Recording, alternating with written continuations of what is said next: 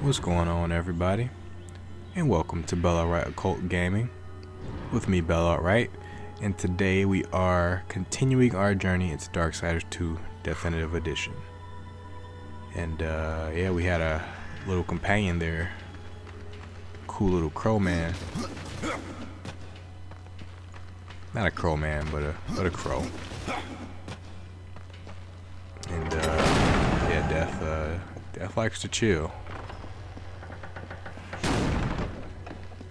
But yeah, where we left off is we were given a couple tasks from the makers of this area, this awesome looking area with these very amazing looking statues.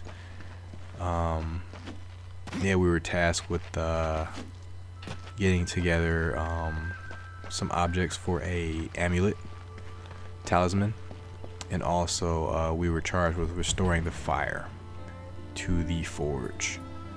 So we see over there we have Thane waiting on us. The trainer whooped our ass thoroughly in the last episode, blew us apart with one blow. And we also have Adart, who the first maker we saw in this place. So we're gonna talk to both of these guys. Horseman, you'll find not that way, but trouble. Do what you must for your kin, old one. For mine, I ride to the cauldron. If you fancy your corruption waist deep, that's as good a place as any. You know, there's a reason this gate is here. And if you were a friend, I wouldn't let you pass. But then, who is friend to death? Apparently he knows Have some you wisdom secrets. to share, or was it long since knocked loose in battle? Wisdom ain't like teeth. I've plenty left. Enough to stay clear of the cauldron. The ancients filled it with right nasty traps. But one so clever as yourself will surely elude them.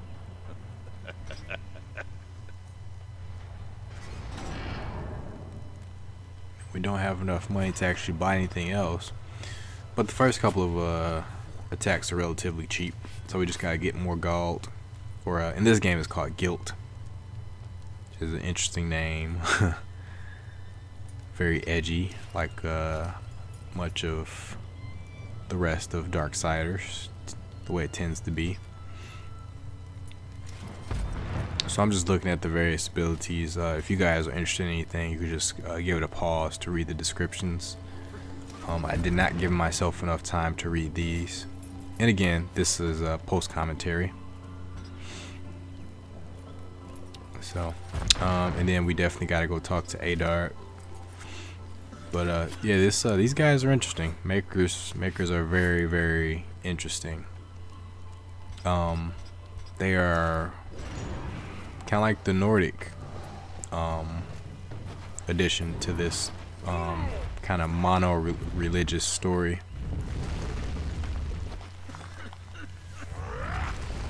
It's like one big mythology of every religion almost. Bad omen, yet our best hope. The fire is more valuable than I, horseman. You should make haste to the temple. Fire alone won't save your realm. You speak of the forge. Aye. Without the fire and the tears of the mountain, without the forge itself, we have no means to clear the forest and reach the tree of life. What then? Our power is over creation, yours over death and despair. You are Nephilim, Lord of Destruction. Perhaps in that, there is hope. Just how old is the forge? It is as ancient as the realm itself, and perhaps even older. It is said the forge was the first thing we makers built, that in its depths we shaped entire worlds. You should make haste to the temple. These guys are amazing. So they're clearly influenced by Norse mythology with their whole use of trees and kind of their aesthetic as well. In their accents, you find a lot of sounds like Scottish, Gaelic sort of dialects.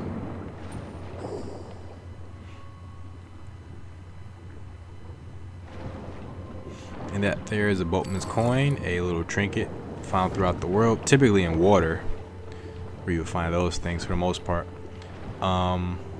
You trade those for Vulgrim. I'm actually not sure at this point what you get for them, because I haven't been trading them in yet, but get something nice for them, I imagine. Just be on the lookout for those anytime you find yourself in water. They are on land as well, so just anytime you're just in an area, just kind of keep your eyes peeled. You'll come across those.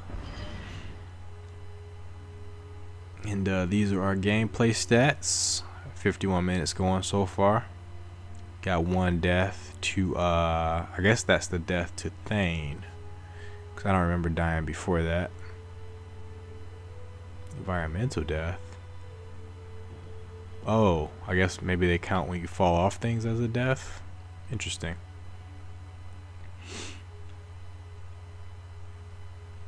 Yep, but we're just getting started. Definitely just getting started. We haven't even really explored this world yet. This world has quite a bit to offer. Once we get out there, there's 2 directions once you get to the main kind of area. 2 directions right off the bat. One way progress the story, another way you can just kind of go and explore and pick up various things. But both ways you'll eventually explore all the way.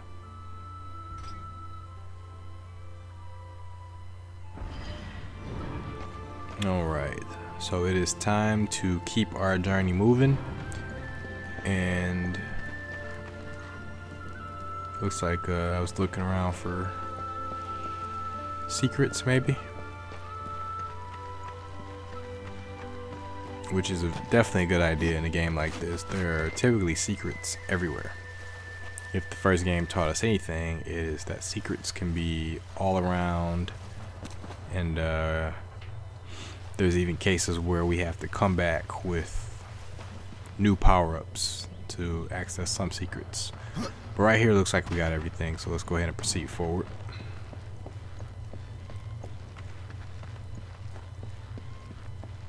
And then coming up, we're headed to the open-ended area I was talking about. And that right there is the corruption.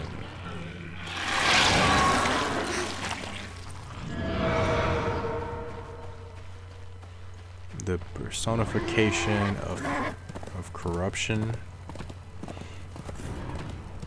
right there in front of us. This is where we need to go. The tree of life is locked behind this disgusting creature.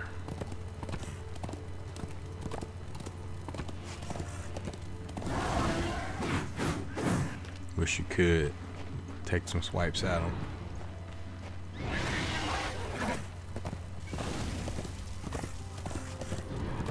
We'll be back for that. We'll be back to take care of that. For now, there's a plethora of secrets over in this corner over here. First and foremost, you'll notice the sounds of a beast. There's some sort of invisible beast here. I believe we'll have to come back in order to face it. This right here is the Book of the Dead. It's a page we have to collect, and if we bring those back to Vulgrim, we get rewarded for it. I believe he gives you souls, and if you get enough of them, he'll give you something good.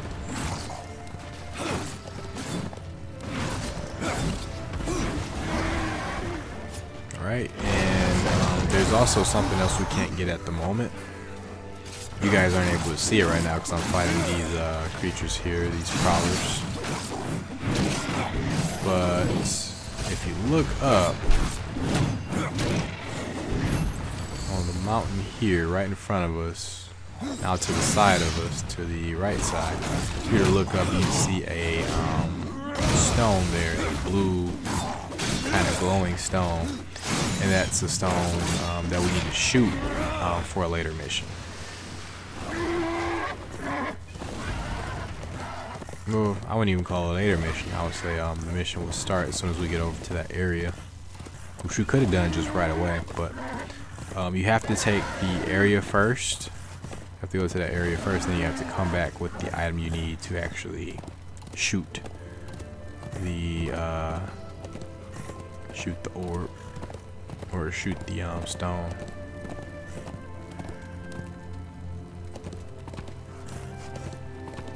And this is a quiet, peaceful ride, and I love it. It's the only thing the first game was missing is more horse sections. But here the Weeping Crag is a nice vertical area with a ton of secrets and hidden places to go. Quite a bit of loot inside too, so this is a great idea to come to this place around this time.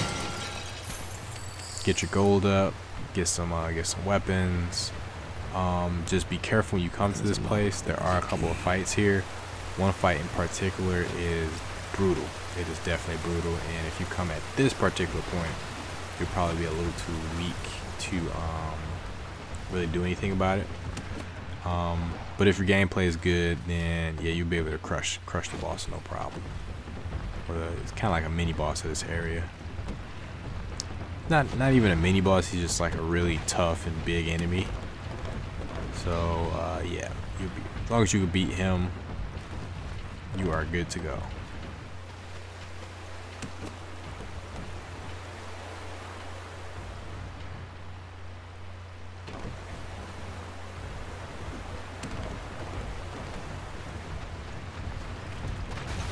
Yeah, sorry, Death really went to Prince of Persia route there. It's really cool though.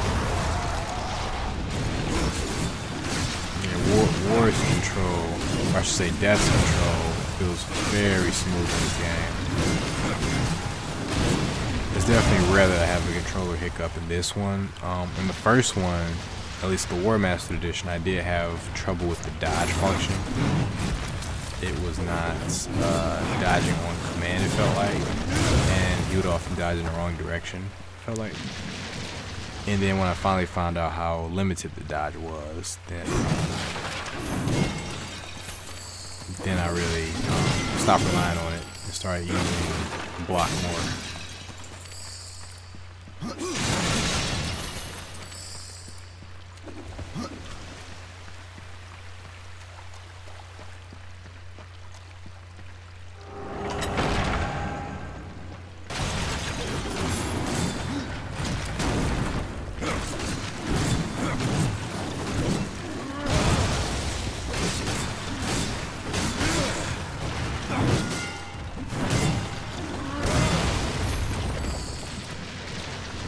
Definitely using that hammer.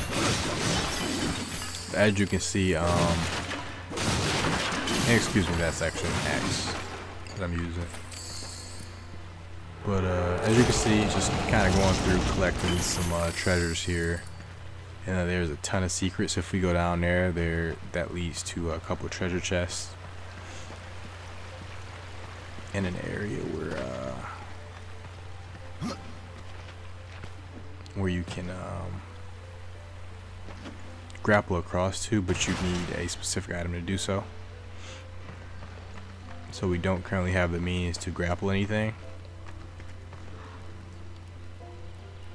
which we would need to jump across that gap over there.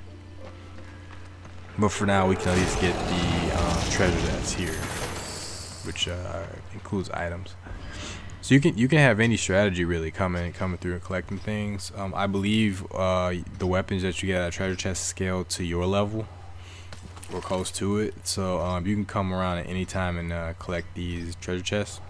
If you need something now, I suggest opening it up right now. But if you want to save them for later, that's a fairly viable strategy, I would say.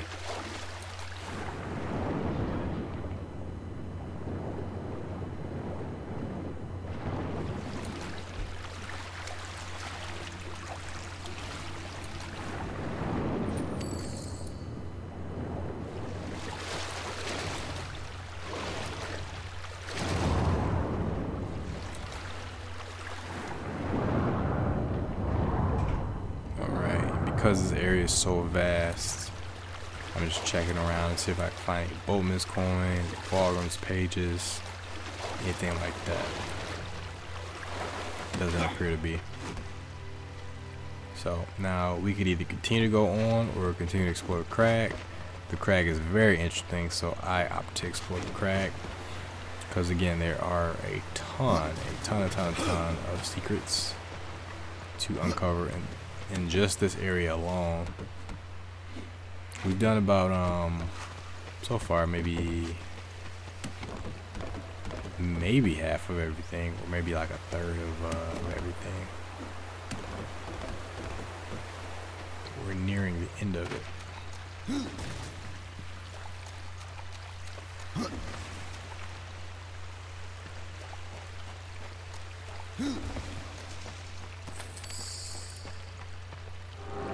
Alright, we're actually nearing 2,000 guild.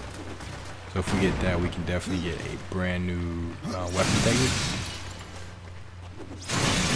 One of the mid-tier weapon techniques. So that's what I'm aiming for. I want to get more and more weapon techniques so we have more combat options. Because Deathinitive so far hasn't quite taken the piss out of me. It hasn't really tilted me too much. Because of that, I think another mode could definitely up the challenge of the game.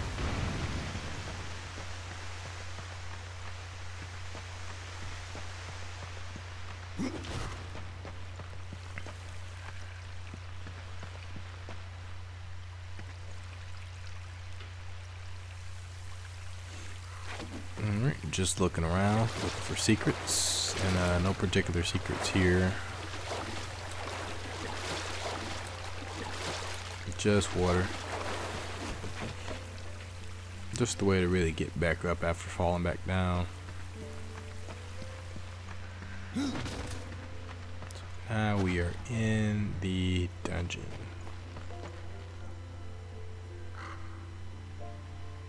Or not a dungeon, but we're in a, it's almost like a dungeon, but alright, we got our key, skeleton key, so we can open that locked door we seen previously. And these are ornate keys that can be used to open locked doors. So we're out. So even at this stage of the game, you can actually get pretty far with just basic platforming and no additional tools. And that feels fine. Like I like fight these enemies. Some of their attacks are ridiculous. That's really it. And they're sometimes pretty hilarious the way they move and things like that.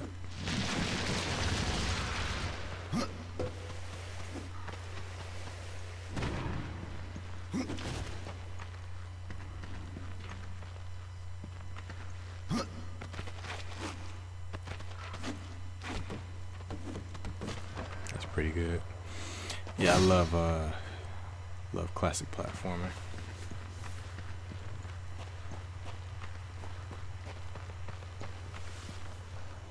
And there appears to be a treasure across there, so I'm doing the little triangle hop that many of you who play Prince of Persia games and Assassin's Creed games, well, Prince of Persia for sure, I don't know if that's in Assassin's Creed, but that's a video game staple, the wall run and the wall jump.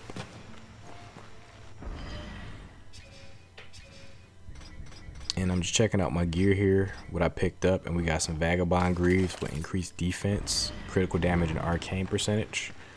So yeah, just check your equipment every so often whenever you pick up loot. You'll be surprised at what you get, and you'll likely get something that'll be very useful to your play style. So right here, I'm just going to use that key we picked up, and we're going to enter this room, and in here you'll actually find quite a challenge. So I am really underleveled for this area. You guys will soon see how underleveled I am.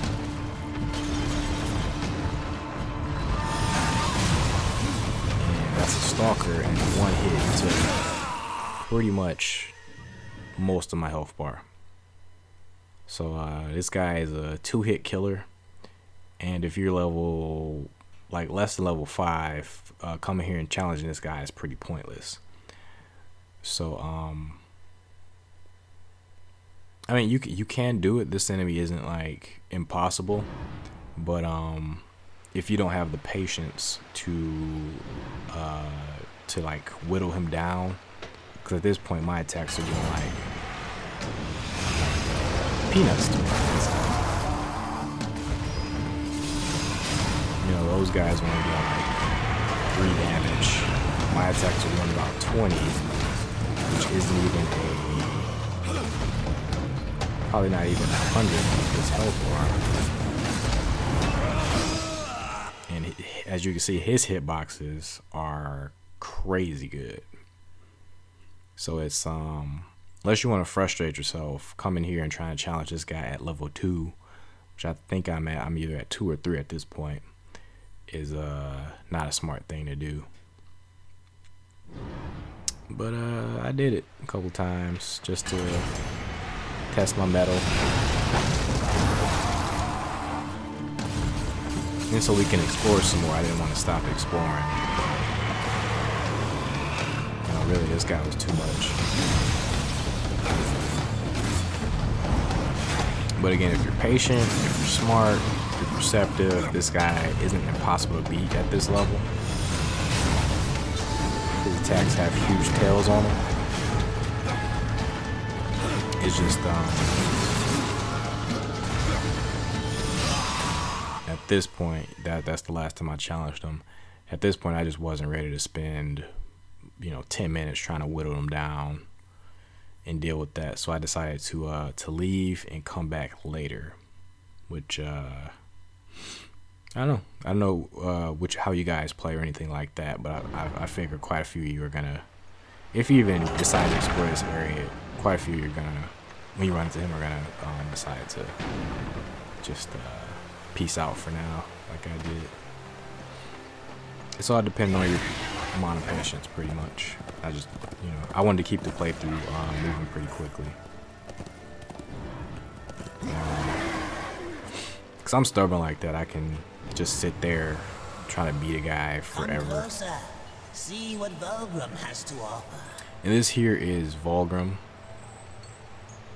We had that Boltons Coin. Greetings, horseman, and welcome. I've been expecting you. Vulgrim. What brings you crawling out of the shadows?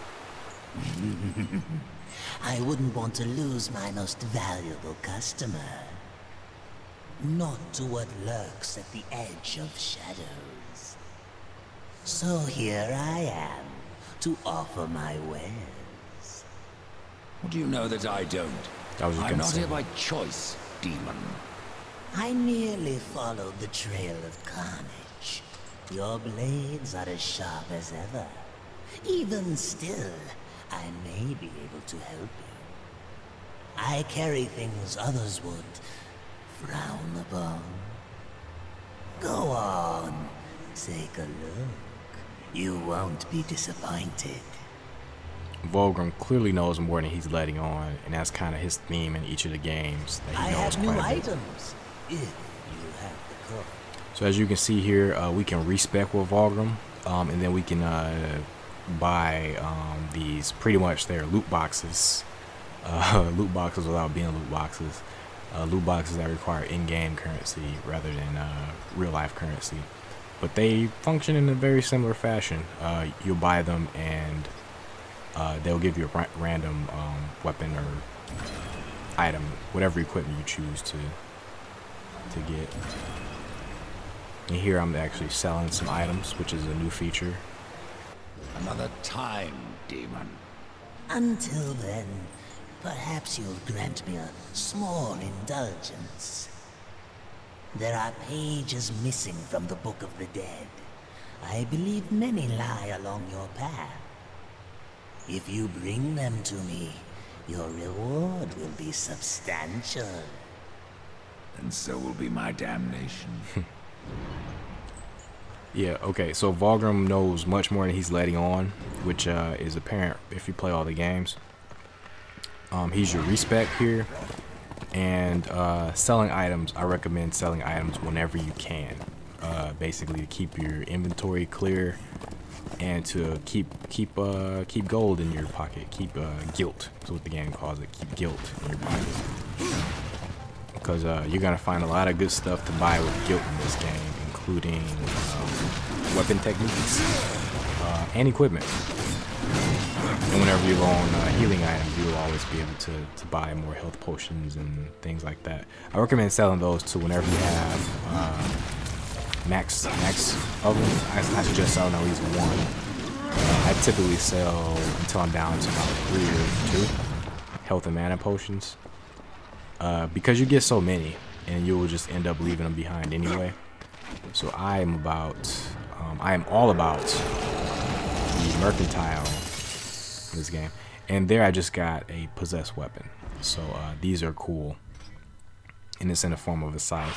So with possessed weapons, what you can do with them is, these are the only weapons you can actually level up yourself. And you level them up by sacrificing other weapons to them. And basically whatever you sacrifice to them, that possessed weapon will take on, will be able to take on one of the aspects of that particular weapon. So if you have a weapon with ice damage, by the end of once you've sacrificed enough weapons to that, by the end of that particular level of the weapon, you'll be able to that weapon will have ice abilities, or you'll be able to choose ice abilities, or whatever other abilities you've sacrificed to that weapon. You can only take one ability per level.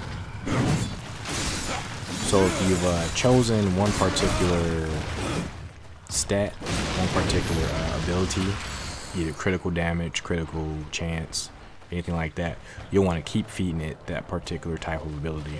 Otherwise you'll lose it and you won't be able to access it until you feed another item of that with that ability. So I explained it in a much more complex way than it actually is. It's a really cool system, honestly.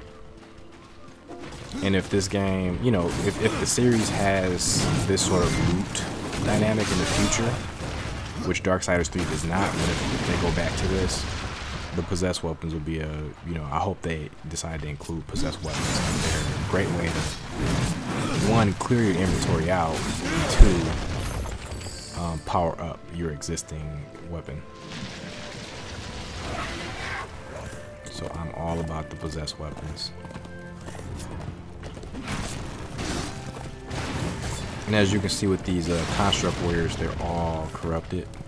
We fought some at the beginning of the game, but it appears they're strong throughout the land here. So we can tell that the corruption is definitely spreading quite far. Like whenever we do damage to these things, they pull themselves together with corruption. We just leveled up. And I believe I'm going to continue along the Necromancer path, which I recommend. I don't like the first few skills for the Harbinger. Later on in this playthrough, I do end up dabbling with it for a little bit. And the fact that you take damage while doing the teleport slash just is not, doesn't feel fair really. But you do get health back for the teleport slash, so it depends on how you play. But for my bang for my buck, I like the Exhume, the Necromancer stuff.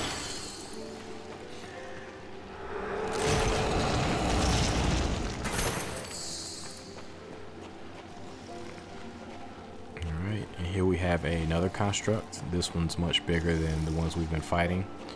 And in order to interact with this, we'll need a particular item. Well, I'll just tell you what it is. We need an item called the Maker's Key. And it will allow us to activate those constructs. And it's the area we'll be able to get to later. But for now, we do not have the means to progress forward in this particular area. But of course, we'll keep our minds open, keep our memory sharp, and we'll come back later. Behind these, we'll find a Boltons Coin, which again, you can trade these to Bolton for special items and respec. Actually, respec is cause guilt, but not Boltons Coins.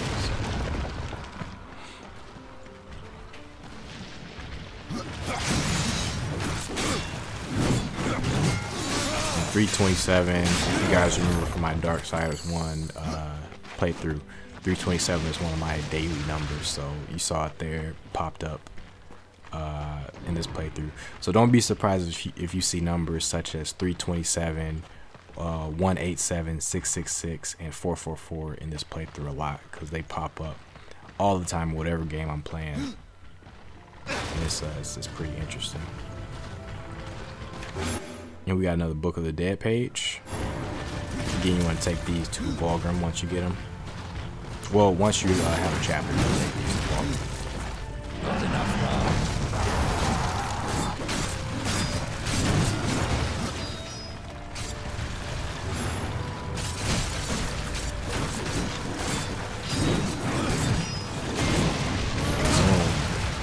So, those zombies are those spectral skeletons are putting in work. Oh, and here, this enemy was actually bugged out for a bit. Like, I couldn't kill him, no matter what I did.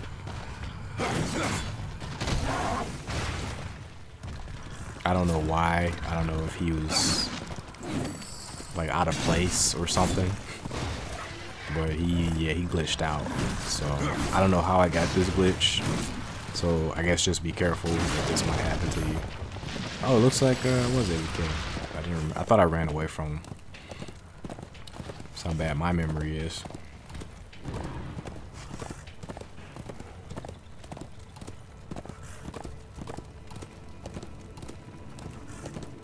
This is a very cool area. And there's quite a few secrets here, too. There is a stone nearby, a blue stone to shoot.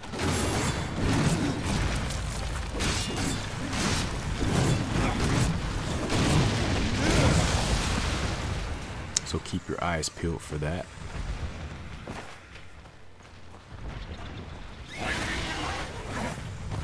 And I believe I opted to keep that box closed so that we can go get it later.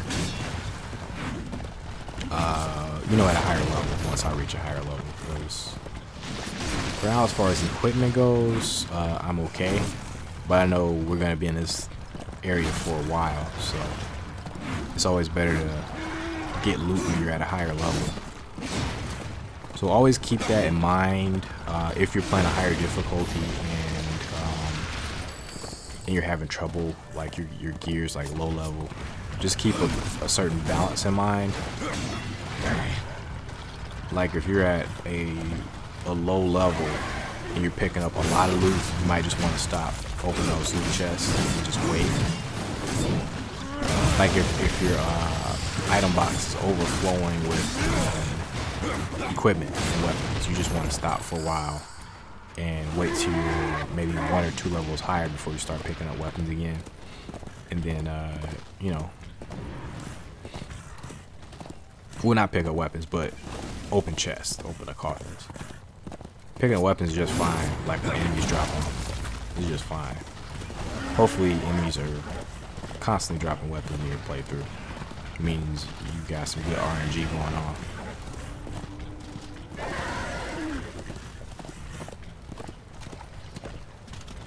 This area too is also filled with quite a few secrets, and I decided to just go past them for now because it's very easy to get sidetracked in this game. There's a ton of secrets and a ton of side missions. So what you want to do, a good strategy typically, is you want to do at least 1 or 2 of the main missions so that you have all the traversal items, or a good amount of traversal items, and then you want to maybe go look for secrets and stuff like that and do side missions.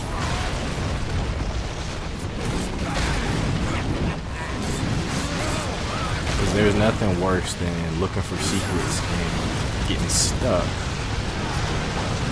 Getting stuck in an area where, you know, you just can't traverse.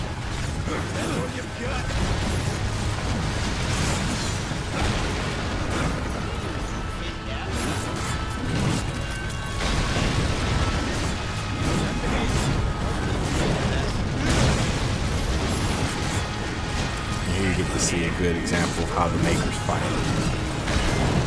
Those big bruisers. Tales be true. A rider has come to the realm. Not another one. You're the Nephilim, the one they call Death. How did you get here? Took a wrong turn. It appears I'm stranded here with the rest of you. If you seek the cauldron, you should know that it fell to corruption fair long ago. I can still feel the fire itself rumbling deep in the earth. I'll take my chances. You're different than the others. Less pleasant on the eyes for one. Ouch. I could say no less for you.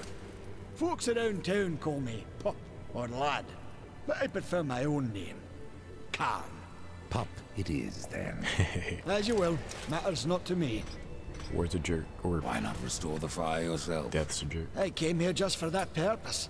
Figured I'd pop the cork, so to speak. Be the hero. But the cauldron is locked up well and tight, and the way through is swallowed by fire. You look capable enough. Perhaps you can find a way. I'll wait here and guard the entrance. And blue text is submissions. Say, if you're headed in there, you mind doing something for me? Yes, I mind. Aren't I doing enough already? Perhaps. Though it seems to me you're doing right enough for yourself. Our benefit being a fortunate side effect. Well, if it ain't much trouble, I left an old metal platter in there, with the image of 2 hammers scribed in the center. Not much to look at, but it was my journeyman piece. Last thing I ever forged. A dish? You want me to bring you a dish? Yes, well, it has sentimental value. If you find it, I'll make it worth your while. Death. Your shaman has offered me a talisman if I bring her the materials. You'd be wise to accept then. Her craft is mighty powerful. Where do I find Stalker's bone? You'll find stalkers prowling the cauldron. Should be simple work, if your name is any indication. Death's voice actor is so good. He wasn't in I believe I heard that they recast him in Darksiders 3, so I hope, you know, if he is in another game, that they cast the same guy, because this guy is great. I love his sarcasm. Get on with you then. Nobody ever found anything interesting to do just by standing around. I can say that I like the voice acting for the whole series pretty much. It's definitely solid. Another thing is, one of the things I originally disliked about the game was the fact that there was just the whole premise of you playing as one of the horsemen of the apocalypse and having to go on fetch quests. I really dislike that from a narrative perspective. In hindsight, it's not as bad as I thought it was. I kind of overreacted to it in the past, but there is something about that. Like, you're playing as this almighty person and you're pretty much relegated to the faceless player character. You know, you're doing stuff that a typical RPG player character would do. But in hindsight, it's fine. It makes sense even because Death is basically stranded in a new area. So it makes perfect sense. And here we're introduced to a familiar concept from the first game. These objects called bomb flowers. And we're gonna go ahead and use those to do a puzzle. So actually these are called shadow bombs. They're extremely volatile and can be used to destroy certain objects in the environment.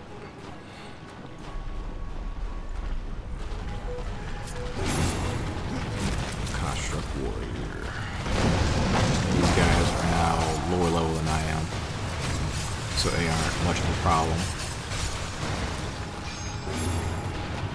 And you can insta-kill enemies by chucking them in environmental hazards like that. And the cool thing is you'll actually get the money for it. They're generous enough to pop the money up to your level so you don't lose it.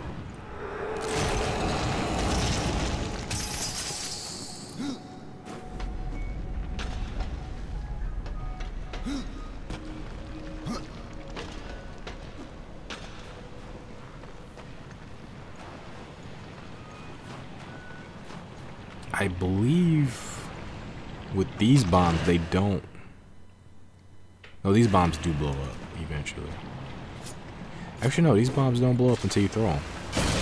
That's a nice gameplay change from the first game. And there you see I have too many potions. So it's always, for me anyway, it's always good to go in a dungeon with like 3 potions. Because the cool thing about Darksiders 2 is if you ever get to a situation where you're low on health and you die, you will be resurrected with full health.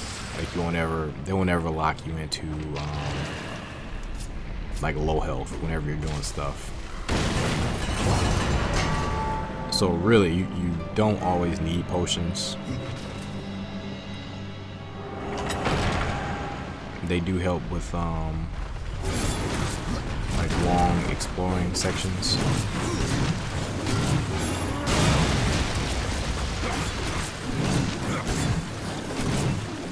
And if you couldn't already tell, you can actually tell when these guys are about to attack whenever you hear that sound.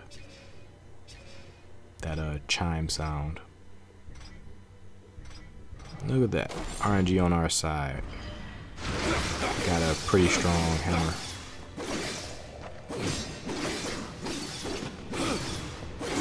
Right here I'm just testing out the fist weapon. Fists are always going to be better than you think they are, because the fist weapons are, you know, by their stats, they're always going to be lower damage than your scythes or your big weapons, but they're faster, so the DPS is often higher or on par with your bigger weapons. Still, personally, I prefer the bigger weapons for the way they stun enemies. And I'm just a big weapon sort of person. Like, I like the feel of just heavy hits.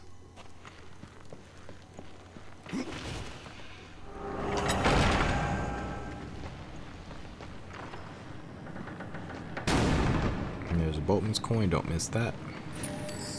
Easy to miss, the way they positioned it there.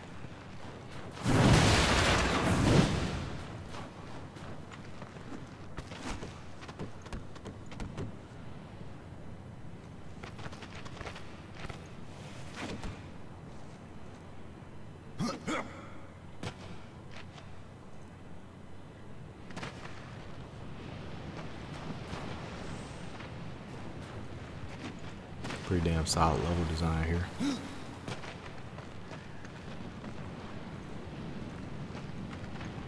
Alright, we got locked doors. We got portions of the floor missing, environmental hazards. We have a bomb over there, and we have a switch over there. So we're gonna have to use this to traverse the room.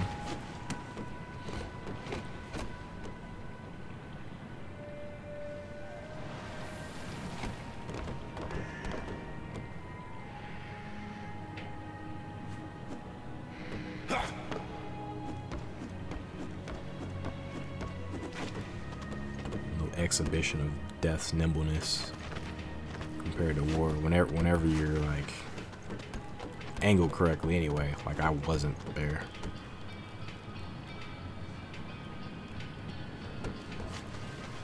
And it's always a good idea to look around whenever you're climbing and platforming and stuff. Circle to dismount and release from its current traversal mode.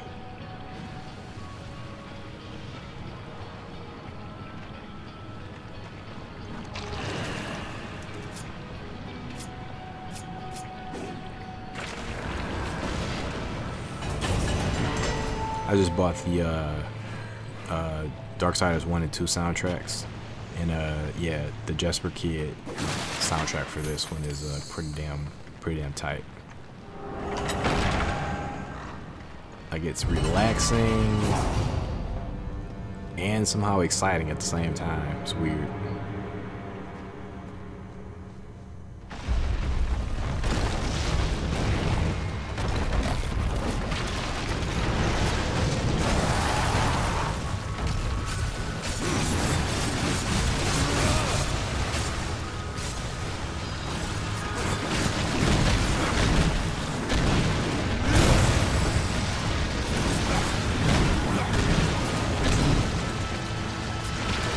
Good idea to keep on the move like I'm doing.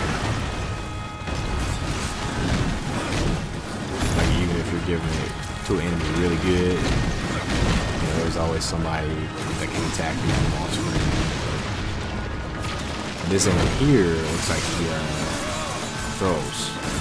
Looks like he's a ranging, so he throws rocks.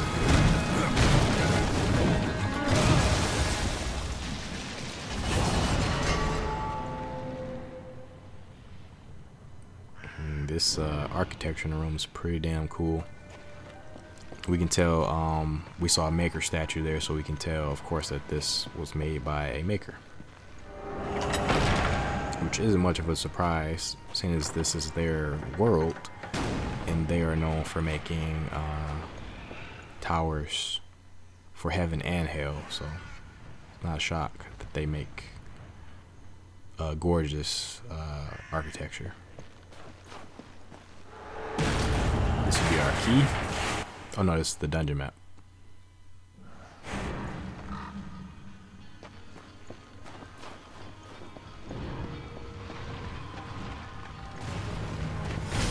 Big old room. And the enemies are already fighting each other. So demons are fighting against corrupted constructs. So demons aren't necessarily immune from the corruption.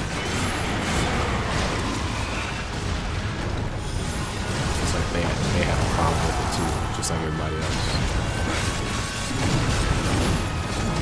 And right here, I'm just taking advantage of the confusion of the fight. That's why it took me so long to kill this guy.